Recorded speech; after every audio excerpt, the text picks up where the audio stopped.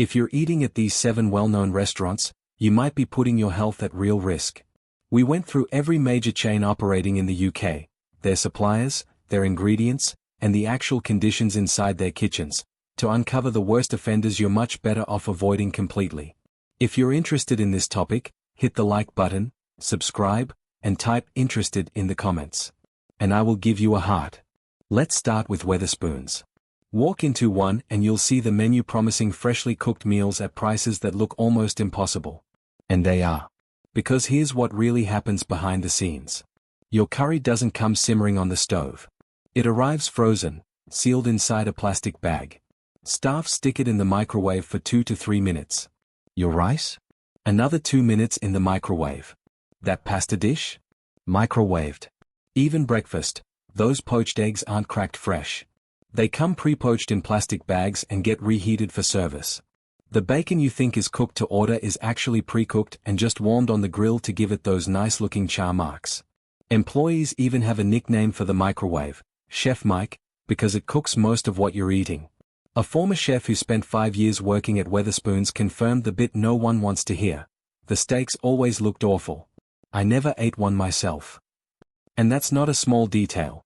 Wetherspoons serves around 200,000 steaks every single week across more than 900 pubs. If the people cooking the food won't touch it, that tells you everything. But it gets more disturbing. One of their major suppliers, Russell Hume, was caught systematically relabeling use-by dates across all 6 of its production sites. Food Standards Agency inspectors found serious, widespread non-compliance. The company collapsed overnight. More than 300 jobs gone. And Wetherspoons had to pull 200,000 steaks per week from their menus. Think about the scale. On Steak Club Tuesdays alone, around 90,000 steaks are served. All of them potentially from relabeled meat. Inside the pubs, kitchens run like assembly lines. During peak hours, you'll see 2 to 6 staff members whose main job is just operating microwaves. The Bellhanger pub in Chepstow went viral when an ex-employee posted footage showing moldy food, filthy microwaves, and piles of dishes left unwashed. Here's the shocking bit. That location had received a 5-star food hygiene rating just weeks before. So either conditions fell apart at lightning speed, or the inspection system isn't catching what customers see every day. And nothing compares to what happened at the Furness Railway pub in Barrow-in-Furness. Hundreds of customers became violently ill within 48 hours of eating there. One customer said they were up all night being sick for 2 or 3 days. Wetherspoons shut the entire pub and hotel, admitting there had been an outbreak affecting staff too. They needed a full professional deep clean before reopening. Here's what you need to understand. When 98% of Wetherspoons pubs hold 5-star ratings, yet these incidents still happen, it shows the hygiene rating system itself is flawed. Chef Mike is working overtime, food is flying through microwaves, and no one is checking closely enough whether what comes out is actually safe. If you've ever eaten at a Spoons, where are you watching from? I'm curious how widespread this experience really is.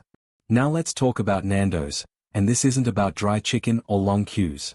This is about contamination, sabotage, and what really happens on the farms supplying the chicken that ends up on your plate. Gary Jones worked the late shift at Harvey and Brooklyn's Fine Foods, a supplier to Nando's, the Ivy, and several other major chains. For an entire month, CCTV recorded him in the storage area doing things that could have seriously harmed hundreds of people. He stuffed rubber gloves, plastic bags, and metal ring pulls into tubs of hummus and salad dressings.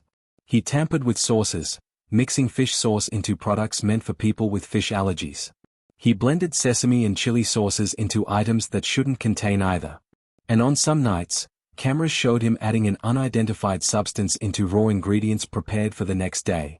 The only reason customers didn't end up poisoned is because the products passed through metal detectors and triggered alarms. The contamination was caught before anything left the warehouse. Jones was arrested and sentenced to 42 months in prison. In court, the prosecutor said he had deliberately and maliciously contaminated food intended for some of the UK's most popular high street restaurants. 24 tubs of hummus were compromised, along with multiple dressings, all of them destined for Nando's. But as shocking as that sounds, it doesn't come close to what undercover investigators recorded on Nando's chicken farms. At Cambria Farm in Somerset, a supplier run by the Faxenda Group with more than 150,000 birds, conditions were grim. Investigators documented hundreds of chicks dying each day over several visits. Bins outside the sheds were filled with tiny bodies still covered in soft yellow feathers. Inside, birds were suffering from painful lameness, clearly struggling to walk. Many couldn't stand long enough to reach water. They lay on floors soaked in ammonia, developing red, raw sores because they were simply in too much pain to move. By the final visit, the sheds were so overcrowded it was hard to walk through them. Birds were collapsing onto their backs, slowly dying because they couldn't right themselves or get a single sip of water. In one clip, a worker dumped a live chick into a wheelbarrow filled with dead ones and left it there for at least an hour before coming back to snap its neck. Other footage showed workers kicking birds during checks and breaking necks while some were still alive and flapping. And here's the part that should make you pause. That farm was Red Tractor certified. And it continued to supply Nando's after the investigation. Follow-up investigations at 3 more Faxenda farms found the same thing: dead birds rotting among the living, overcrowding, cannibalism, and chicks collapsing under the weight of their unnaturally rapid growth. At Heavenly Farm, investigators found bin bags full of decomposing chickens left inside the sheds. Birds as young as 7 days old were already struggling to stand. And Nando's response? We are disappointed with the footage. No public announcement of changed suppliers. No transparency. No accountability.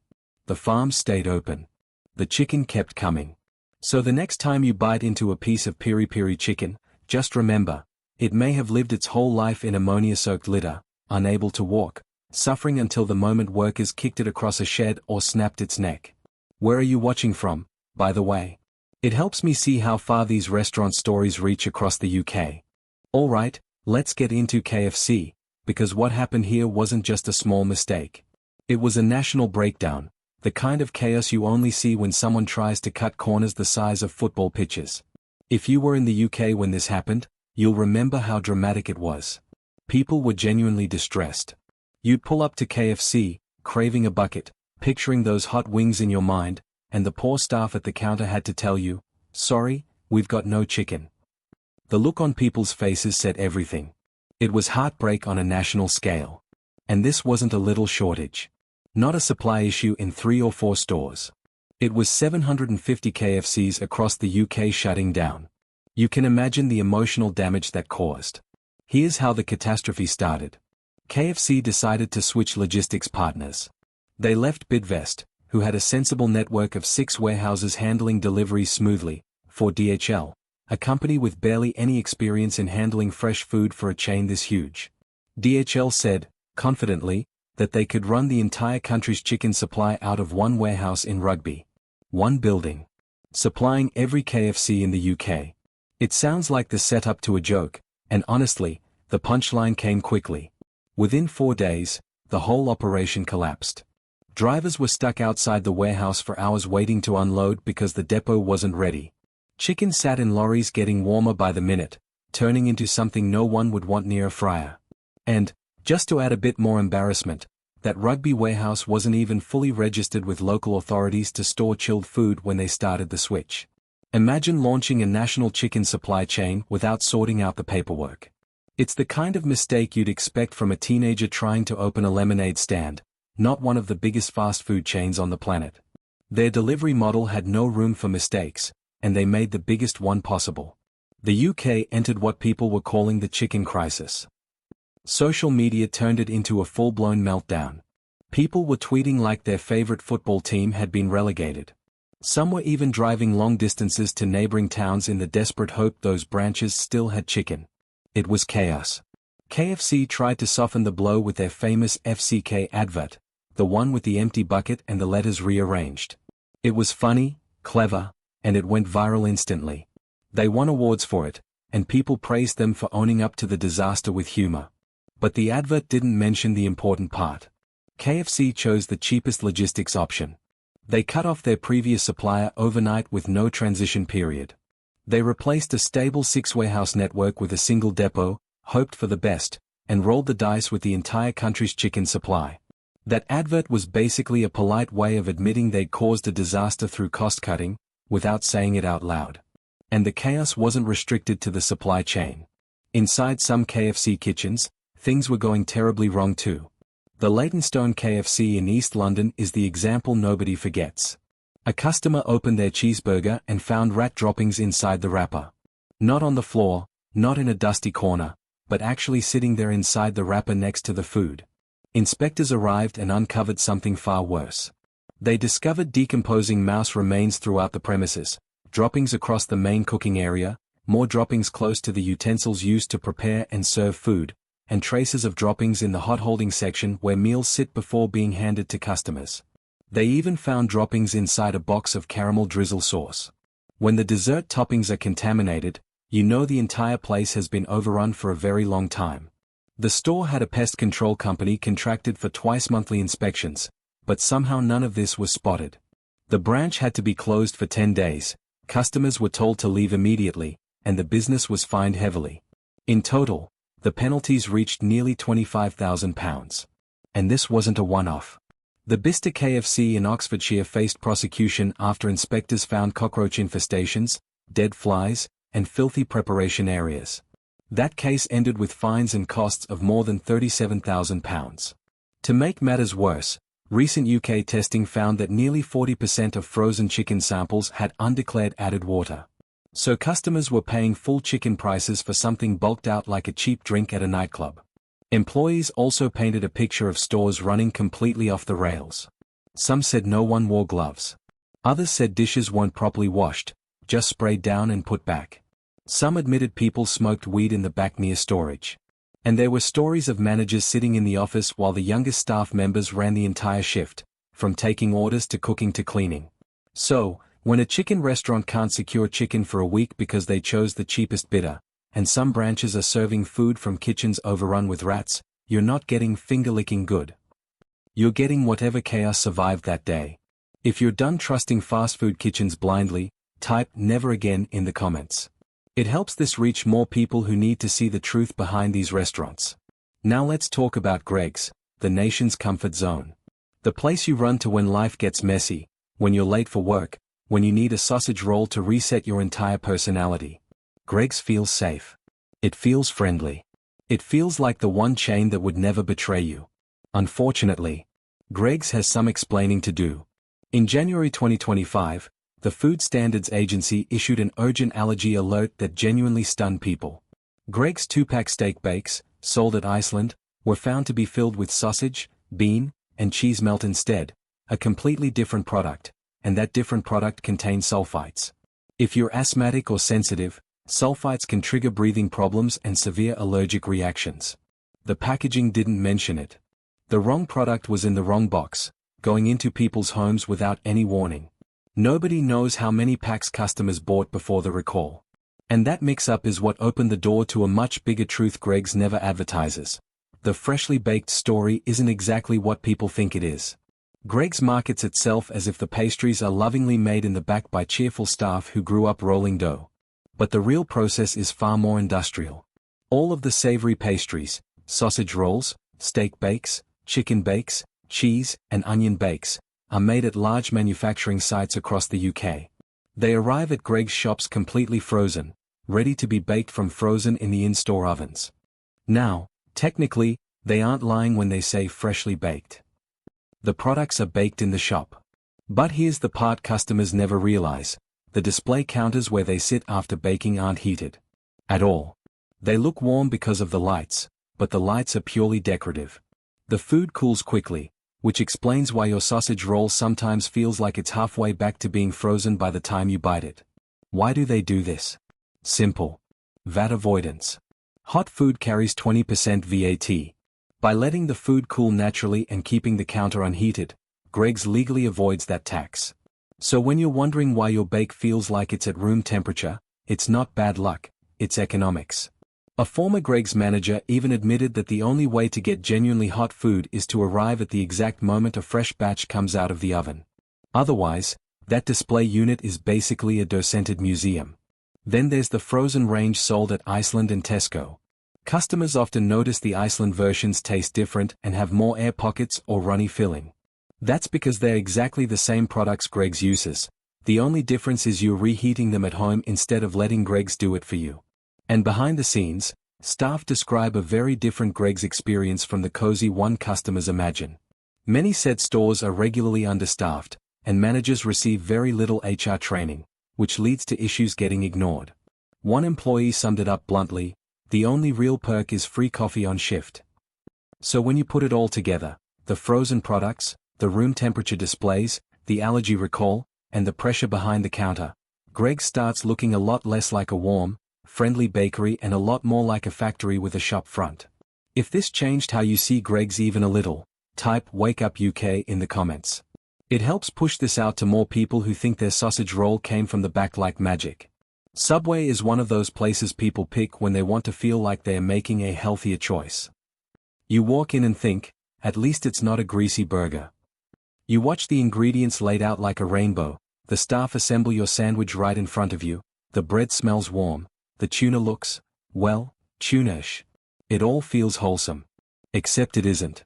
Not even close. Let's start with the scandal that shook the entire industry. The New York Times commissioned DNA testing on dozens of Subway tuna sandwiches. UCLA did the same. Inside Edition did their own version. And the results were something out of a TV drama, not a kitchen. Most samples had no detectable tuna DNA whatsoever. Not a trace. Instead, they found chicken DNA, pork DNA, cattle DNA, everything but the fish you thought you were paying for. Subway tried to explain it away, saying cooking denatures DNA, but when multiple labs can't find a single bit of tuna in a product sold as 100% tuna, something's very wrong. Then the Irish Supreme Court jumped in and delivered another blow. They ruled that Subway's bread isn't legally bread because the sugar content is 10%, 5 times the legal limit in Ireland. According to the court, the bread is classified as a confectionery.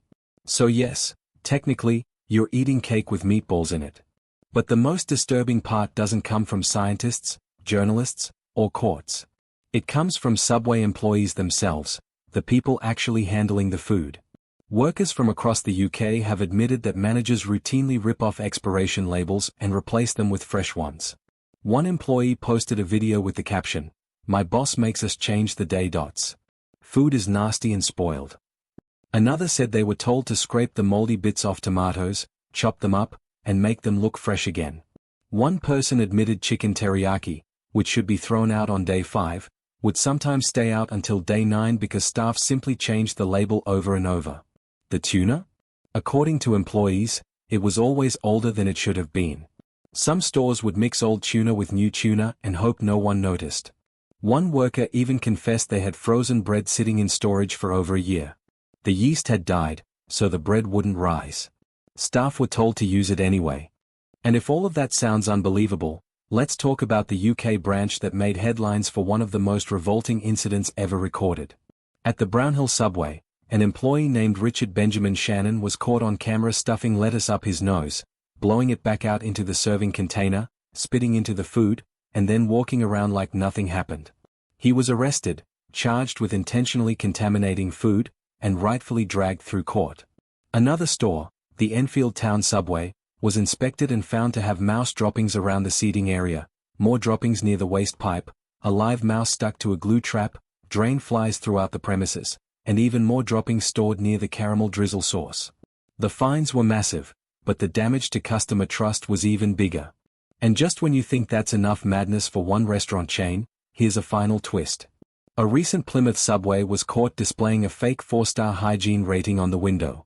Their actual rating from the Food Standards Agency was 1 star. They literally hung up a pretend rating to trick customers into feeling safe.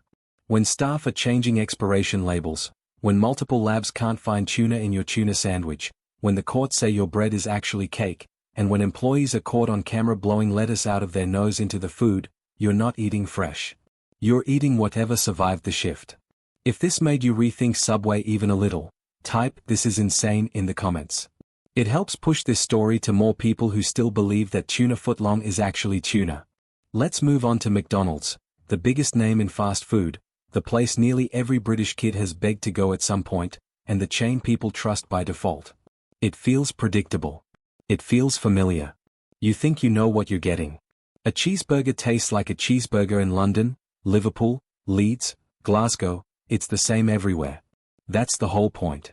But behind that polished consistency is a world McDonald's would rather you didn't see. Let's start with the incident that turned the entire country's stomach. At the McDonald's in Leytonstone, a customer opened their cheeseburger and found mouse droppings inside the wrapper. Not sprinkled on a counter where a cleaner slacked off. Not tucked away in a dusty corner no one checks. They were inside the wrapper, right next to the food. Environmental health officers rushed in, and what they found was worse than anyone imagined. Decomposing mouse remains were discovered throughout the building. Droppings were scattered across the kitchen floor, smeared around the main cooking area, stuck near the utensils used to flip burgers, and even sitting in the hot holding area where food waits to be served. And then came the detail that truly horrified people. Inspectors found mouse droppings inside a box of caramel drizzle sauce. The same sauce used for frappes and desserts. Think about that the next time someone tells you to treat yourself. Here's the unsettling part. McDonald's had a pest control company visiting twice a month. Somehow, despite all those appointments, obvious signs of infestation were missed. The store was shut down for 10 days, customers were told to leave immediately, and the franchisee was fined nearly £500,000, the largest penalty in UK fast food history. But pest problems aren't the only issue. Behind the scenes, a much darker story has been unfolding inside UK McDonald's locations, one that has nothing to do with rats and everything to do with people. Recent investigations uncovered that more than 100 current or former McDonald's workers experienced harassment, bullying, or sexual assault across multiple branches. And that's only from a snapshot of 5 months. The total number of complaints was more than 400. That means 2 or more serious complaints every single week, coming from a workforce of around 170,000 people.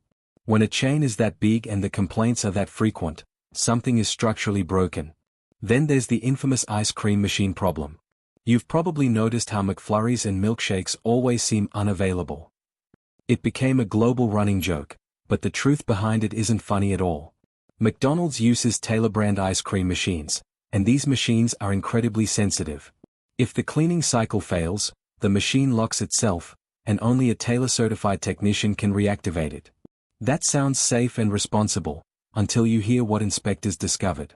Maintenance workers in some locations were installing bypass devices that disabled safety lockouts, allowing the machines to run even when they hadn't been cleaned properly.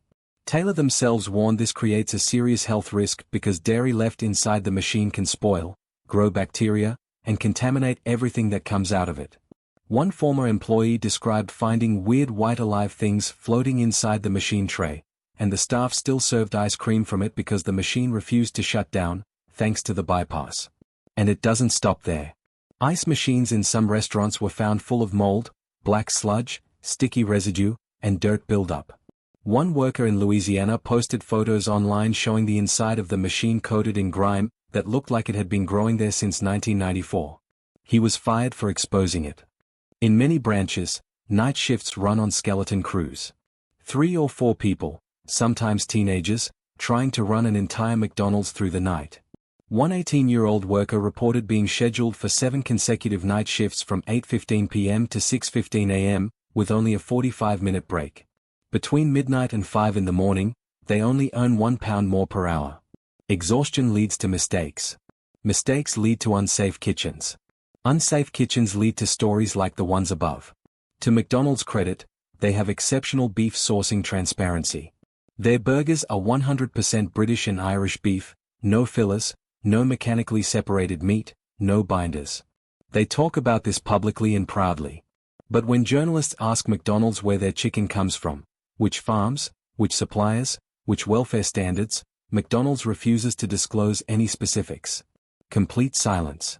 You have to ask yourself why a company happy to brag about its beef won't say a word about its chicken. Because when you look at the pattern, mouse droppings in caramel sauce, hundreds of harassment reports, moldy machines bypassing safety locks, exhausted teenagers running entire shifts, and unexplained secrecy around chicken sourcing, you're not getting the perfectly controlled fast food experience the adverts promise. You're getting whatever holds together behind the scenes long enough to make it into the wrapper. If this changed how you see McDonald's even a little, type "This is shocking" in the comments so more people hear the truth behind the golden arches. Now let's talk about Pret a Manger, the chain that built its entire identity on being fresh, clean, wholesome, and trustworthy.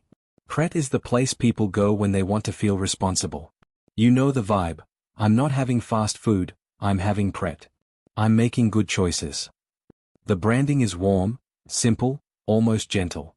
You see the baguettes, the salads, the pastries, everything labeled neatly in the fridge, and you feel safe. But behind that polished image is a story that shook the entire country and exposed some of the most devastating failures in modern food safety. The first tragedy was Natasha Ednan Lapouras, a 15-year-old girl heading to Nice with her family. Before boarding her flight at Heathrow, she bought an artichoke, olive, and tapenade baguette. There was no allergen label on it. No warning printed on the packaging. Nothing except general signage on the fridge, which she didn't see. She took her seat on the plane, ate the sandwich, and half an hour later her throat became itchy. Her breathing tightened. Hives spread across her skin. Her father gave her 2 EpiPens. A doctor on board administered more adrenaline. Nothing worked. Natasha died in a French hospital hours later. Why? Because the baguette contained sesame baked into the dough, and Pret didn't label it. This wasn't an unpredictable one-off incident. Pret had already received 9 sesame-related complaints in the year before Natasha's death. 6 of those complaints involved the exact same type of baguette. 4 customers were hospitalized. 1 came close to dying. Her family even wrote directly to Pret warning them that something terrible was going to happen if nothing changed. Despite all that, Pret did not update the labels. They did not pull the product. They did not add a warning. Then came the coroner's verdict. He said Pret was technically compliant with the law, but was evading the spirit of the legislation. That one sentence says everything. Pret played within the rules while knowing the rules left customers unprotected. But the heartbreak didn't end there. Celia Marsh, a 42-year-old dental nurse and mother of 5, bought what Pret marketed as a vegan, dairy-free superveg rainbow flatbread from a store in Bath. She took 1 bite. Within 15 minutes she collapsed in the street. Less than 2 hours later she was dead. The investigation revealed a chain of negligence so severe it feels almost unbelievable. The coconut yogurt used in the flatbread was manufactured by a supplier called Planet Coconut, who used a stabilizer contaminated with dairy. Their own documents flagged the risk of cross-contamination. They didn't test it. They didn't tell Pret. Pret didn't verify the supplier's claims. A product sold as dairy-free wasn't dairy-free at all, and it killed someone who trusted the label. Celia's daughter said the truth plainly: her mother's death was entirely avoidable. If Planet Coconut had passed on the warnings they already had, or if Pret had verified their supply chain properly, her mother would still be alive today. These deaths changed the law. Natasha's law now requires full ingredient and allergen labeling on all pre-packed food. It's a law written in grief, a law that only exists because 2 families suffered the worst loss imaginable. But even outside of these tragedies, Pret's freshly made story starts to unravel when you talk to former employees. Those beautiful golden baguettes you see on the shelves? Many of them are produced in a factory in France and shipped over to be rebaked in stores. Staff jokingly called the ovens tanning salons for bread. Soups arrive in plastic bags from industrial kitchens and are reheated in water baths, sometimes reheated 3 or 4 times to save on waste, even though that goes against food safety guidelines. And since the pandemic, Pret has quietly started putting next-day dates on sandwiches and carrying them over instead of making everything fresh daily like the marketing suggests. The brand says fresh, but the system behind it is doing something very different. So when you look at the full picture, 2 preventable deaths, 9 ignored warnings, a supply chain breakdown, mislabeled ingredients, rebaked bread, and reheated soups being cycled through multiple times, the calm, clean, trustworthy Pret image starts to crack. Because if a chain can let something as basic as allergen safety slip through the net, the question becomes, what else isn't being checked? If this opened your eyes even a little, type "protect customers" in the comments. It helps more people understand what really goes on behind the scenes.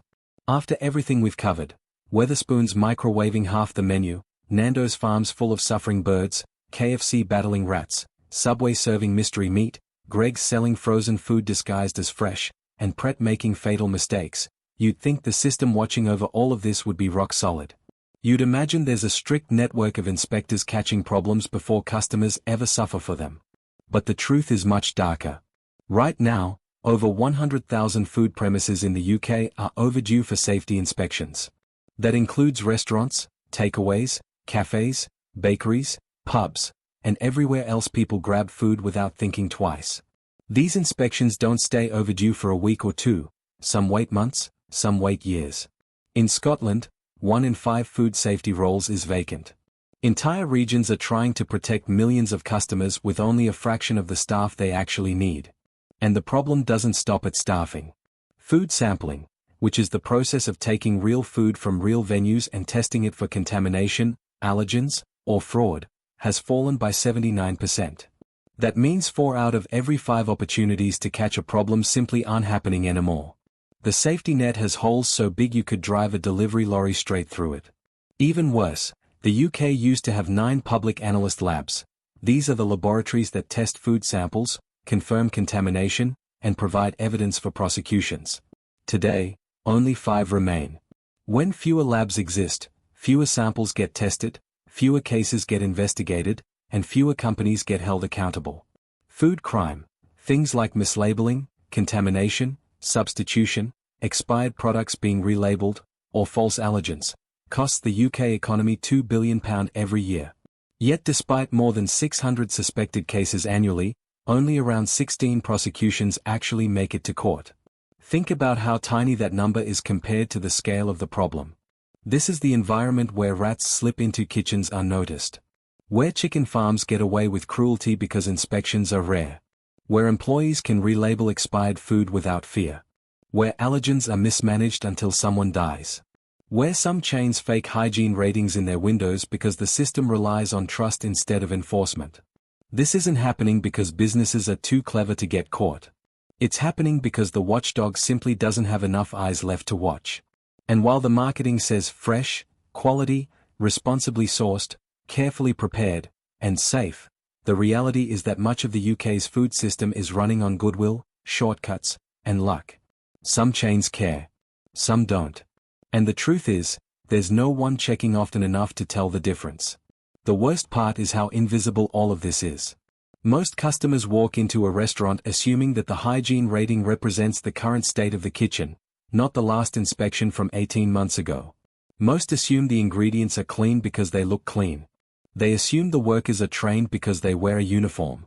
They assume the food is safe because the brand is famous. But what you see on the menu isn't always what's happening in the back. Not every kitchen is dangerous, but enough are slipping through the cracks that customers have to protect themselves instead of relying on the system. If you want more people in the UK to understand what's really happening behind those kitchen doors, type "fix the system" in the comments. It helps push this message into the spotlight where it belongs.